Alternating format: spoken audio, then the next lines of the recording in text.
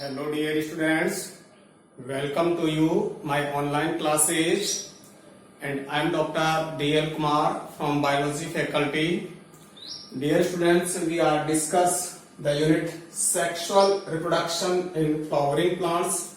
देखो बेटा अपन बात कर रहे हैं पुष्पीय पादपों में लैंगिक जनन और इसमें हम इस वीडियो में डेवलपमेंट ऑफ एम्ब्रियो या डाइकोट जो श्रेणी के पादप है उनमें भ्रूण का विकास कैसे होता है उसका डिस्कस करेंगे। भ्रूण के विकास को अपन एम्ब्रियो जीनी बोलते हैं या एम्ब्रियोजेनेसिस कहते हैं या भ्रूणोद्भव कहते हैं। और देखिए सबसे पहले डाइकोट्स प्लांट्स में भ्रूणोद्भव क्रिया का अध्ययन हेस्टिन ने किया था। इस कारण से इसे अपन हेस्टिन द्वारा अध्ययन किया गया भ्रूण परिवर्धन भी कह सकते हैं अपन इसको। और ये कैप्सुला बर्सा पेस्टोरिस जो प्लांट है उसमें सबसे पहले भ्रूण परिवर्तन देखा गया था। इस कारण से इसे क्रूसिफर टाइप का भ्रूण परिवर्तन भी या ओनाग्रेट टाइप का भ्रूण परिवर्तन भी हम कहते हैं। ठीक है बेटा, देखिए अपन सबसे पहले बात करें कि भ्रूण परिवर्तन क्या है और किससे भ्रूण का डेवलपमेंट होगा और किससे नहीं। तो देखिए आपको पता है ये भ्रूण कोश है, ये भ्रूण कोश के रूप में है जिसमें ये अंड सेल है, ये सहायक सेल है, ये प्रतिमुखी कोशिकाएं हैं तीन, ये प्रतिमुखी सेल है और ये एक सेंट्रल सेल है, बड़ी सेंट्रल सेल है। ये एक सेंट्रल सेल है जिसमें दो ध्रुवीय केंद्र उपस्थित है। ये एक सेल का न्यूक्लियस है, ये सहायक सेल का न्यूक्लियस है। ये निषेचन से पहले यानी ये निषेचन से पहले का भ्रूण कोश है। निषेचन से पहले भ्रूण कोश।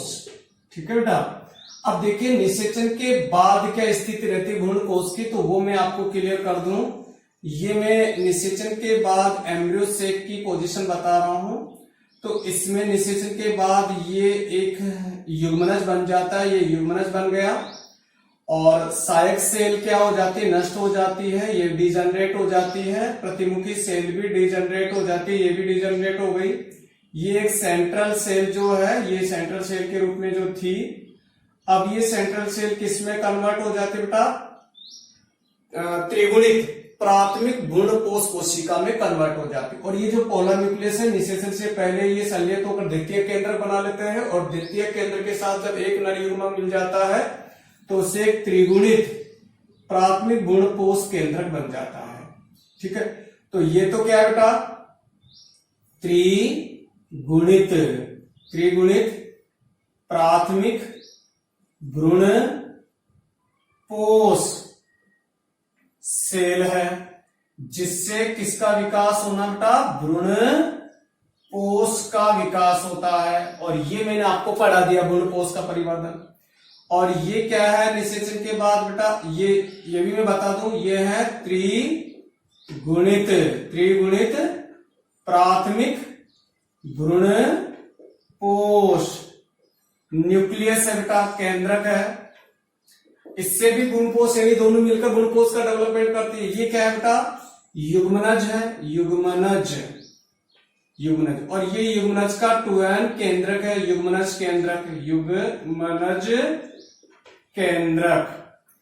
इससे क्या होगा बेटा, इससे भ्रूण का विकास होता है, इससे भ्रूण का विकास होता है। तो ये बिफोर फर्टिलाइजेशन एम्ब्रियो सेक है और ये आफ्टर फर्टिलाइजेशन एम्ब्रियो सेक है, जिससे इससे भ्रूणपोष का डेवलपमेंट होता है जो अपन ने प्रीवियस वीडियो में डिस्कस किया है। और इससे भ्रूण का विकास होता है जो अपन इस वीडियो में डिस्कस करेंगे। ठीक है, अब मैं आपको क्लियर कर दूं बेटा एम्ब्रियोजेनेसिस कहते किसे हैं। तो देखिए ये युग्मनज है, ये युग्मनज है। इस युग्मनज से जो कि कैसा है, ये 2n है, एक कोशिकीय युग्मनज है। कैसा है बेटा, गोलाकार है, गोलाकार इससे एक बहु कोशिकीय इस तरीके का द्विबीजपत्री पादपों में बात करें तो 2 कोटेलिडोन्स होंगे, 2 बीजपत्र होंगे और इस प्रकार से ह्यूस्टोरियल सेल होगी। इस प्रकार की स्ट्रक्चर का डेवलपमेंट होना, ये एम्ब्रियोक्सिस होगी, ये सारा अपन बात करेंगे आगे। तो इस तरीके की स्ट्रक्चर का डेवलपमेंट होना, तो एक द्विगुणित एक कोशिकीय गोलाकार रचना से एक बहुकोशिकीय किस तरीके की, देखो टॉर्पेडो की तरीके का आकृति रचना डेवलप होती है, तो टॉर्पेडो शेप में एक स्ट्रक्चर डेवलप होती है जो कि बहुकोशिकीय होगी। इस प्रकार की रचना के डेवलपमेंट को अपन क्या कहते हैं बेटा, एम्ब्रियोजेनी कहते हैं। तो इससे अपन गुणोद्भव कहते हैं, या इसे अपन एम्ब्रियोजेनेसिस भी कहते हैं, एम्ब्रियोजेनेसिस, या इसे अपन एम्ब्रियोजेनी भी कहेंगे। तो इस प्रकार के एम्ब्रियो का डेवलपमेंट की स्टडी किसने की थी बेटा, डाइकोट प्लांट में जो स्टडी की थी वो किसने की थी, हैंस्टीन ने द्विबीजपत्री पादपों के भ्रूण परिवर्धन का अध्ययन किया था। तो इसलिए इसे अपन हैंस्टीन द्वारा सुझाया गया भ्रूण परिवर्तन भी कह सकते हैं। इन्होंने कैप्सेला में भ्रूण परिवर्तन देखा था। तो हैंस्टीन ने किसमें देखा था बेटा, कैप्सेला में। तो हैंस्टीन द्वारा सुझाया गया भ्रूण परिवर्तन है, किसमें देखा था, कैप्सेला में देखा था। नेक्स्ट अपन बात करें, कैप्सेला जो है वो क्रूसीफेरी फैमिली का है। इसका अर्थ से क्रूसीफेर टाइप या ओनाग्रेट टाइप का भ्रूण भी कहते हैं। तो इसे अपन क्रूसीफर या ओनाग्रेट प्रकार का भ्रूण परिवर्धन कहते हैं, या ओनाग्रेट टाइप का भ्रूण परिवर्धन है ये। तो ये अपन यहां पर बात करेंगे। अब इस प्रकार की रचना से ये कैसे बना है, ये चीजें अपन आगे स्टेप बाय स्टेप देखेंगे। यहां तक की स्ट्रक्चर आपको क्लियर हो गई। एक अपन बात कर ले यहां पर कि देखिए बेटा, एक स्टेज और होती है जिसे अपन निषिद्धांड या ऊस्पोर कहते हैं, जो ह्यूमनज की डोरमेंसी को रिप्रेजेंट करता है, प्रसूति को रिप्रेजेंट करता है। तो देखिए जो अपना ये ह्यूमनज है, इस ह्यूमनज के ये जो एंडोस्पर्म है उससे न्यूट्रिशन एब्जॉर्ब करता है और अपने चारों ओर एक रक्षात्मक आवरण का निर्माण करता है और अपनी साइज में ग्रोथ कर लेता है, जिसे अपन निषिद्धांड कहते हैं। तो देखो ये ग्रोथ में इंक्रीज हो गई इसकी ग्रोथ, और ये अपने चारों ओर एक प्रोटेक्टिव कवर बना लेता है। ये प्रोटेक्टिव कवर हो गया, ठीक है। और ये इसका न्यूक्लियस है। इस प्रकार की जो साइज में बड़ा हो गया और अपने चारों ओर एक रक्षात्मक आवरण बना लिया, ये है बेटा युग्मनज। और इसे अपन कहते हैं ऊस्पोर, जिसे अपन निषिद्धांड बोलते हैं। तो ये निषिद्धांड है और ये निषिद्धांड ही युग्मनज की प्रसुप्ति को प्रेजेंट करता है। तो देखिए बेटा, ये इसे अपन युग्मनज की प्रसुप्ति या डोरमेंसी कहते हैं। और ये कई बार एग्जाम में पूछा हुआ क्वेश्चन है, युग्मनज की प्रसुप्ति किसे कहते हैं। तो देखिए बेटा, युग्मनज निर्माण के तुरंत बाद भ्रूण का परिवर्धन नहीं करता है, कुछ समय के लिए वो विश्राम अवस्था में रहता है, जिसे हम युग्मनज की प्रसुप्ति कहते हैं, ठीक है। देखिए युग्मनज ऊस्पोर में कैसे कन्वर्ट होता है। तो युग्मनज जो है वो भ्रूण कोश से पोषण को अवशोषित करता है, साइज में बढ़ता है, अपने चारों ओर एक रक्षात्मक आवरण बनाता है और वो किस में कन्वर्ट हो जाता था, ऊस्पोर में कन्वर्ट हो जाता है। अब ऊस्पोर से ही के बाद से ही नेक्स्ट जो इसमें डिवीजन होगा और भ्रूण परिवर्तन आरंभ हो जाएगा। तो यहां तक अपन ने बात कर ली, यहां तक की सारे क्लियर हो गए आपकी चीजें। तो देखिए बेटा, निषेचन से पहले भ्रूण कोश की क्या पोजीशन है, निषेचन के बाद भ्रूण कोश की क्या स्थिति हो जाती है, भ्रूण का डेवलपमेंट किससे होता है, युग्मनज से होता है। जो त्रिगुणित प्राथमिक भ्रूणपोष केंद्रक है उससे भ्रूणपोष बनता है, तो इससे भ्रूणपोष का विकास होता है। भ्रूणपोष का जो भ्रूण को पोषण देता है, भ्रूण को पोषण देता है, ठीक है। भ्रूण युग्मनज से कैसे बनता है वो अपन आगे देखेंगे। सबसे पहले द्विबीजपत्री पादप में भ्रूण परिवर्तन किसने देखा था, हेस्टिन ने। किसमें देखा था, कैप्सुला में देखा था। इसे अपन क्रूसीफर टाइप भी कहते हैं, क्रूसीफर, या अपन इसे ओनाग्रेड टाइप का भ्रूण परिवर्तन भी कहते हैं, ठीक है। और युग्मनज पहले निशितांड में या ऊष्पोर में कन्वर्ट होता है और इसे अपन युग्मनज की प्रसुप्ति या डोरमेंसी कहते हैं। क्लियर। अब देखिए बेटा, भ्रूण परिवर्तन की क्रिया अपन देखें तो मैं ये क्लियर कर देता हूं। अब अपन भ्रूण परिवर्तन देखेंगे किस तरीके से एम्ब्रियोजेनेसिस की क्रिया होती है। और मैंने एम्ब्रियोजेनेसिस की डेफिनेशन भी आपको बता दी है कि एम्ब्रियोजेनेसिस क्या बेटा, एक द्विगुणित गोलाकार अंडाकार एक कोशिकीय युग्मनज से एक बहुकोशिकीय टॉर्पेडो आकृति की रचना का परिवर्तन होना एम्ब्रियोजेनेसिस या भ्रूणोद्भव कहलाता है। और ये कैसे बनता है वो अपन देखेंगे। यहां पर स्टेप बाय स्टेप में इस पे डिस्कस करूंगा। देखिए, आप डायग्राम सहित में एक एक स्टेप को क्लियर करता हुआ चलूंगा बेटा। देखिए, सबसे पहले अपन बात करें कि ऊ स्पोर में, क्योंकि ऊ स्पोर के आगे मैं बात कर रहा हूं बेटा। तो देखिए, ऊ स्पोर में एक अनुप्रस्थ विभाजन होता है, अनुप्रस्थ विभाजन होता है, जिससे एक आधारी सेल व एक एपिकल या टर्मिनल या इसे भ्रूणीय सेल बोलते हैं, भ्रूणीय सेल बनती है। तो देखिए बेटा, मैं बात करूं आपको, यहां डायग्राम बताता चलूंगा मैं आपको। ये युग्मनज है, ये युग्मनज, इस युग्मनज से ये ऊ स्पोर बन गया, ये ऊ स्पोर बन गया या निशितांड बन गया। निशितांड में सबसे पहला डिवीजन हुआ और ये पहला डिवीजन हो गया निशितांड में, जिससे एक सेल ये आधार की तरफ और एक सेल नीचे की आधार की तरफ बन गए और एक ऊपर बन गए, ठीक है। ये माइक्रोपाइल साइड है बेटा और ये चेलेजा साइड है। ये जो सेल है इसे अपन एम्ब्रियोनल सेल यानी भ्रूणीय कोशिका कह रहे हैं, और जो ये आधारी सेल है इसे अपन सस्पेंसर सेल भी कहते हैं। निलंबक कोशिका, ये भ्रूणीय कोशिका और ये निलंबक कोशिका, ठीक है। तो यहां तक की स्थिति हो गई। इसे आधारी सेल, बेसल सेल या निलंबक भी अपन कहते हैं, निलंबक। और इसे अपन एपिकल या शीर्ष कोशिका भी कह सकते हैं, अग्रस्त कोशिका भी कह सकते हैं, या भ्रूणीय कोशिका, अग्रस्त सेल। क्लियर। अब देखिए बेटा, आगे क्या होना है वो अपन बात करते हैं। अब देखिए, जो एपिकल सेल है इसमें सदैव वर्टिकल या उदग्र डिवीजन होते हैं, और जो इसमें होते हैं वो अनुप्रस्थ विभाजन होते हैं।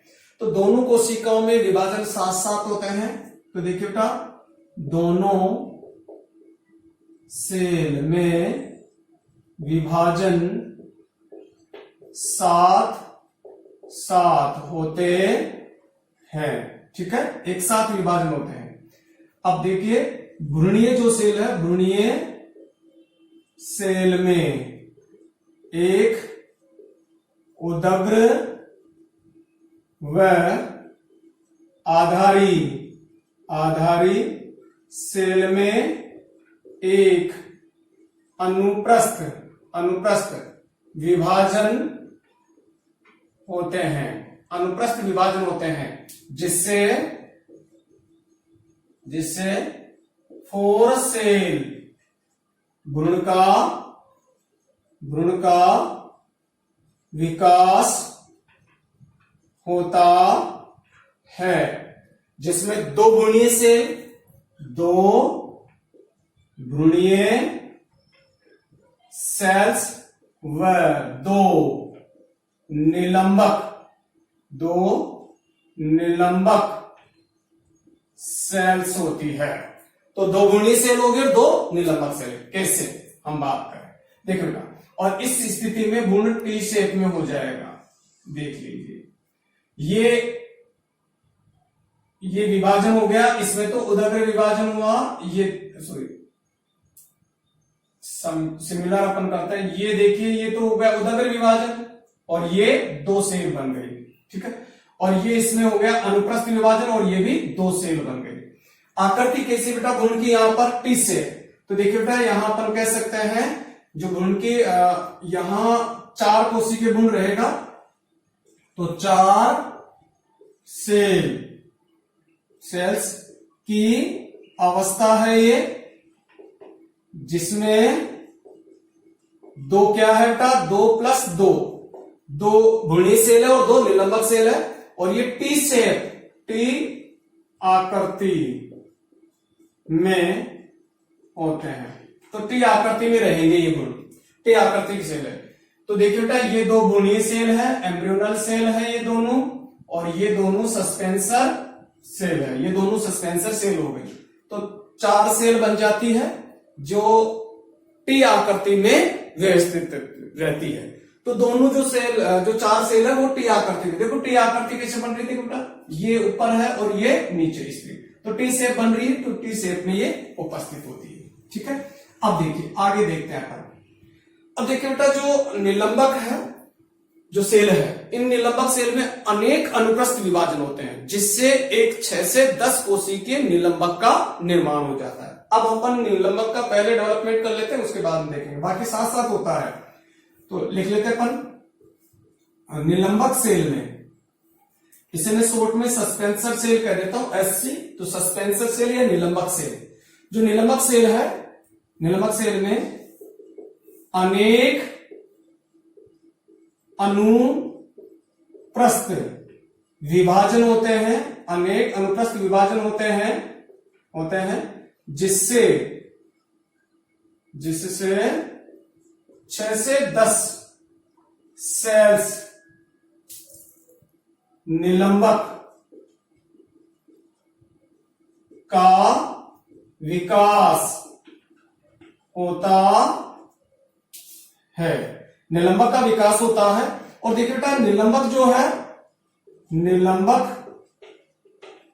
एक लंबी तंतुनुमा रचना है, निलंबक एक तंतुनुमा रचना है।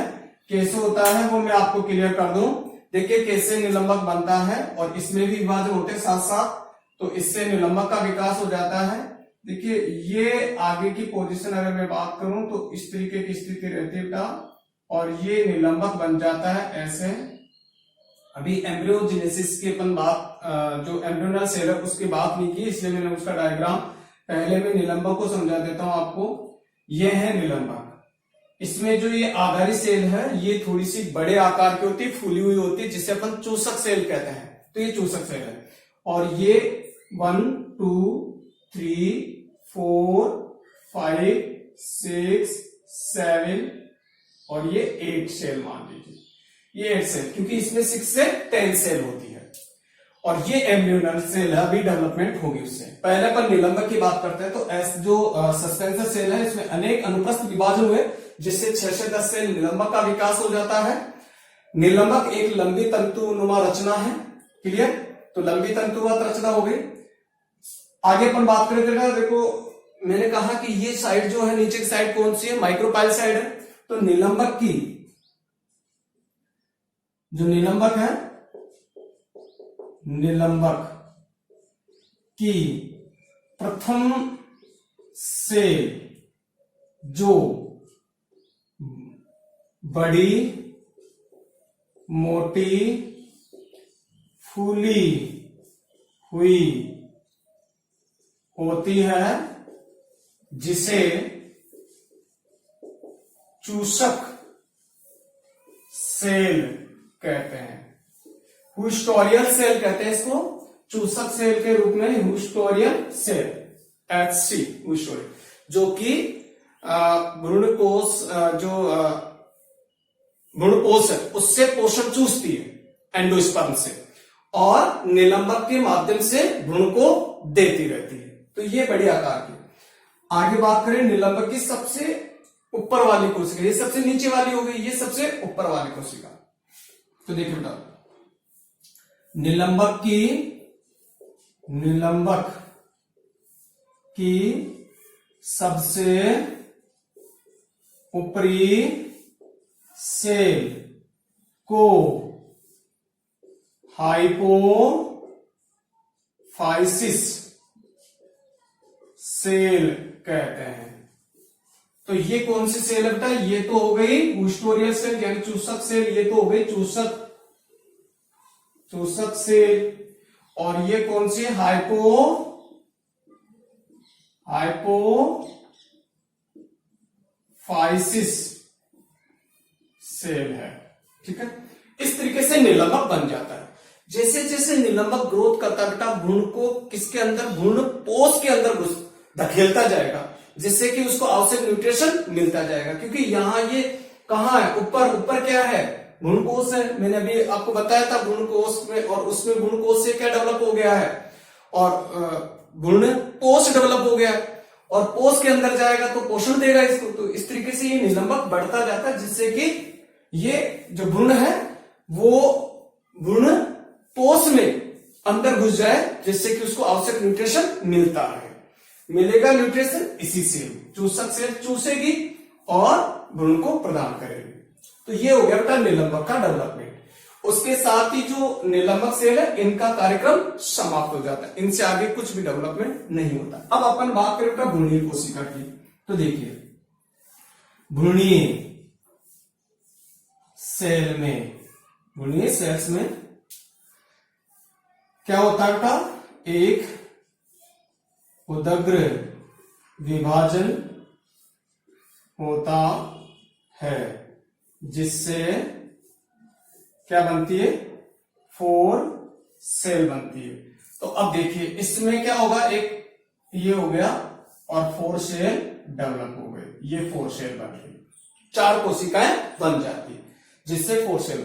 अब देखिए आगे और विभाजन होते हैं, विभाजन होता है, और विभाजन वही कौन सा होगा बेटा? उदग्र विभाजन होगा, और इससे 4 से 8 कोशिकीय भ्रूण का विकास हो जाता है। जो 4 कोशिकीय भ्रूण है, 4 सेल से आगे और विभाजन होता है, और 4 कोशिकीय भ्रूण को मैं बता दूं थोड़ा आपको। जो 4 कोशिकीय भ्रूण है, इसे अपन चतुर्थांश भ्रूण कहते हैं, क्वाड्रेंट भ्रूण के नाम से जानते हैं इसे। तो इसे चतुर्थांश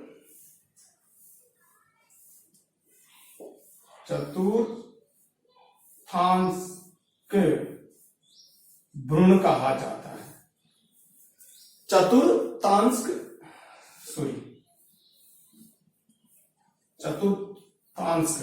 भ्रूण, क्वाड्रेंट भ्रूण इसे कहते हैं। तो ये भ्रूण की कौन सी अवस्था बेटा?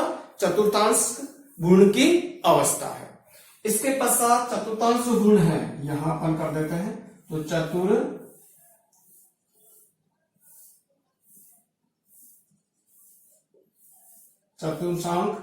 भ्रूण में एक कौन सा उदग्र विभाजन होता है? उदग्र विभाजन होता है, जिससे 8 सेल्स भ्रूण का विकास होता है। इससे अपन कौन सा भ्रूण कहते हैं? 8 कोशिकीय भ्रूण बन जाता है, इससे बोलते हैं अष्टांश भ्रूण कहते हैं, भ्रूण बन जाता है। इससे अपन ऑक्टेंट भी बोलते हैं, ऑक्टेंट इंग्लिश में ऑक्टेंट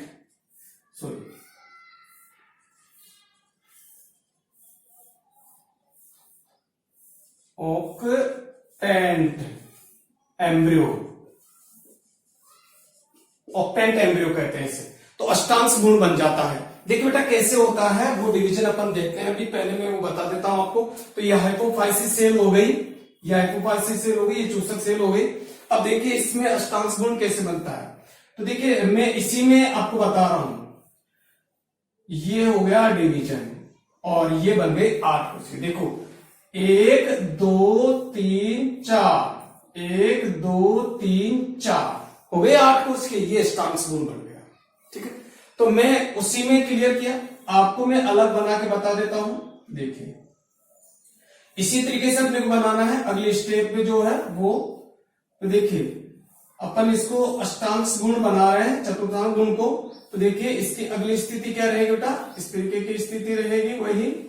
और ये अपनी हिस्टोरियल सेल हो गई 1 2 3 4 5 6 7 8 9, ये हाइपोफाइसिस सेल हो गई, ये भी बढ़ती जाएगी। और ये इसमें ये चतुष्टांग व्यवस्था हो गई। और ये कौन सी हो गई बेटा, अष्टांश हो गया, अष्टांश गुण 1 2 3 4, 1 2 3 4। तो देखिए बेटा ऑक्टेंट गुण बन गया, अष्टांश गुण बन गया 4 कोशिका से। अब देखिए बेटा ये अष्टांग गुण की जो 8 कोशिकाएं, ये 2 कोशिकाओं सॉरी 4 कोशिकाओं के 2 टीयर्स में व्यवस्थित होती है, 2 स्तरों में। तो देखिए बेटा अष्टांश भ्रूण में 8 सेल्स 4 + 4 के 2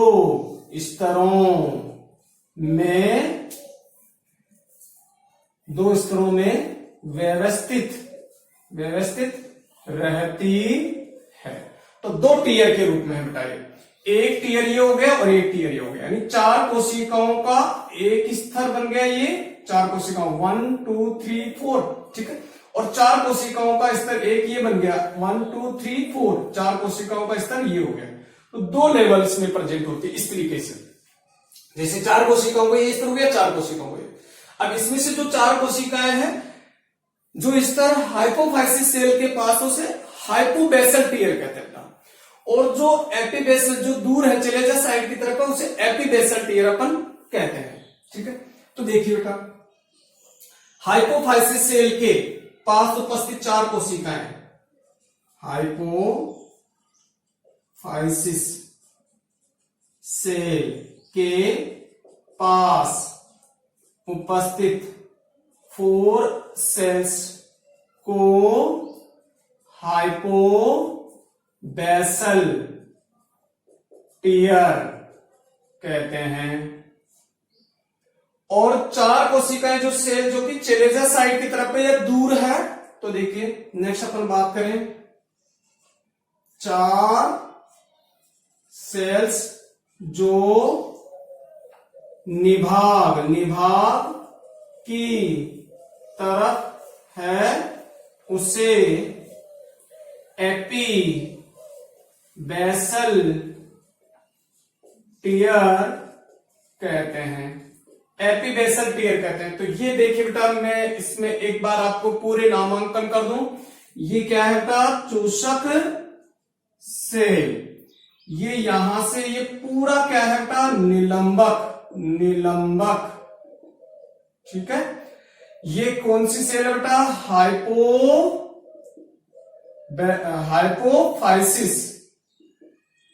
हाइपोफाइसिस सेल। ये कौन सा टीयर है बेटा, यह है हाइपोबेसल टीयर या स्तर। और ये कौन सा बेटा, एपीबेसल टीयर, ये एपीबेसल टीयर है।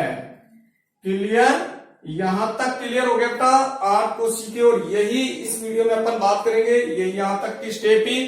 उसके बाद अपन नेक्स्ट वीडियो में बात करेंगे। तो एम्ब्रियो डेवलपमेंट की ये पहली वीडियो थी जिसमें अपन केवल अष्टांश गुण तक का परिवर्तन देखेंगे। इसके आगे का परिवर्तन हम नेक्स्ट वीडियो में डिस्कस करेंगे। यहां मैं आपको क्लियर कर दूं, एपीबेसल से किसका डेवलपमेंट होगा, हाइपोबेसल से किसका डेवलपमेंट होगा, किसका क्या कार्य है। हाइपोफाइसिल जो सेल है बेटा, ये रूट के बनाती है। क्या बनाएगी, रूट के मूल गोप का परिवर्धन करती है।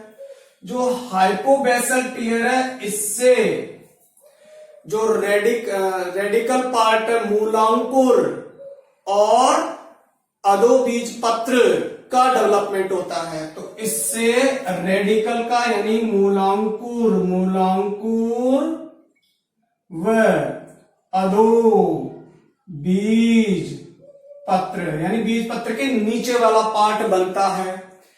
एपीबेसल की मैं बात करूं तो इससे बेटा प्रांकुर व बीज पत्र, जो दो बीज पत्र होते हैं ना, बीज पत्र, और एक और होता है एपिकोटाइल, जिसे अपन, ये तो है अधोबीज पत्र और वो है ऊपरी बीज पत्र यानी बीज पत्रों का ऊपर वाला पार्ट। तो बीज पत्र और प्रांकुर और बीज पत्र का विकास होता है इससे, ठीक है। बीज, तो देखिए बेटा ये चीजें अपन क्लियर कर दूंगे यहां पर।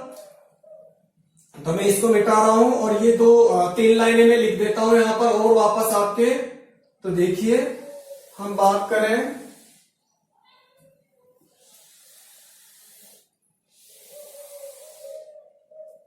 देखिए बेटा यहां पर क्या होगा, हाइपोफाइसिस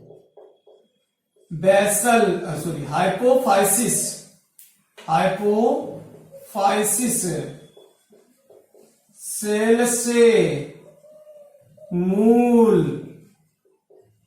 गोप का विकास होता है। नेक्स्ट अपन बात करें हाइपोबेसल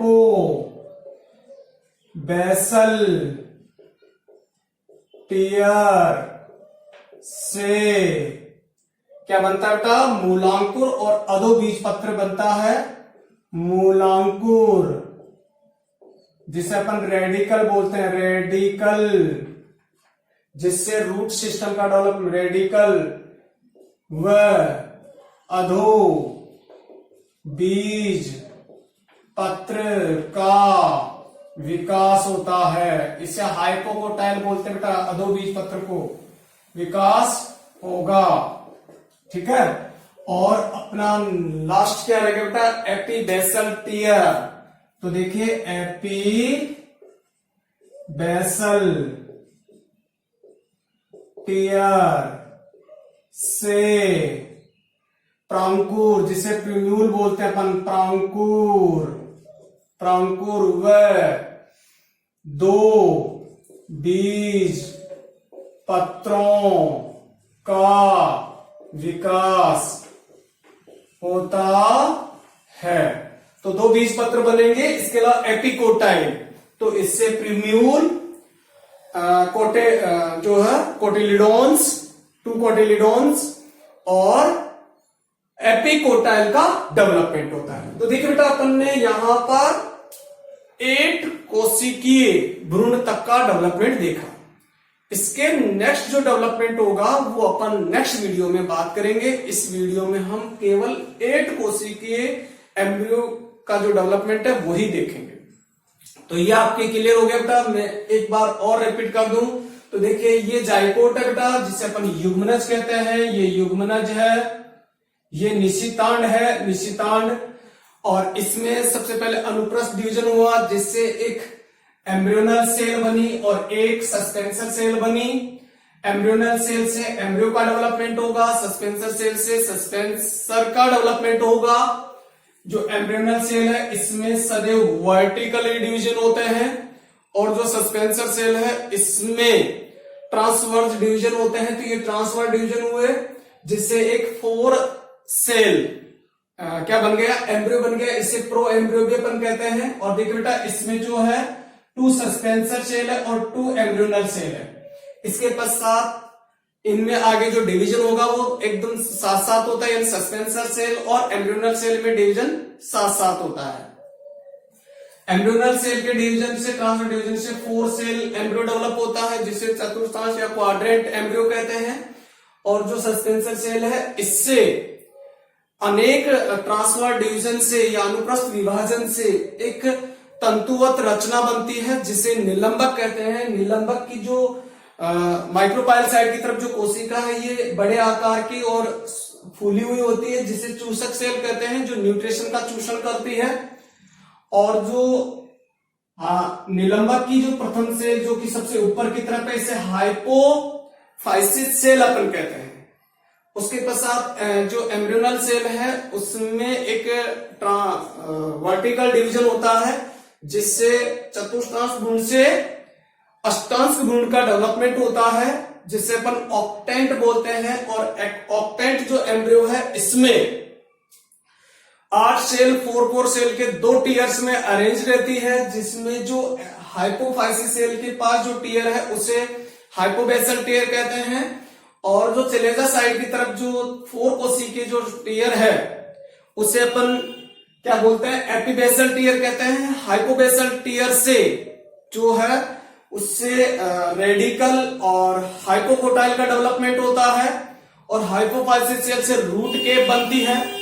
और जो एपीबेसल टीयर है इस एपीबेसल टीयर से प्रांकुर का, कोटेलिडॉन्स का और एपिकोटाइल का डेवलपमेंट होता है। तो ये था बेटा अष्टांश एम्ब्रियो डेवलपमेंट और इसके आगे का डेवलपमेंट हम नेक्स्ट वीडियो में डिस्कस करेंगे। Okay students, thank you. जय हिंद, जय भारत।